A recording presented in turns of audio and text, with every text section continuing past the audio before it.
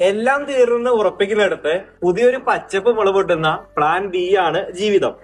മനസ്സിൽ ആവർത്തിച്ചു വരുന്ന ഒരേ ഒരു പരിഹാരമല്ല ഒന്നിനുമുള്ളത്.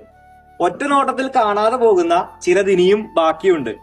അതൊന്ന് കാണാൻ നമ്മളെ സഹായിക്കുന്ന ചില നിമിത്തങ്ങളുണ്ട്.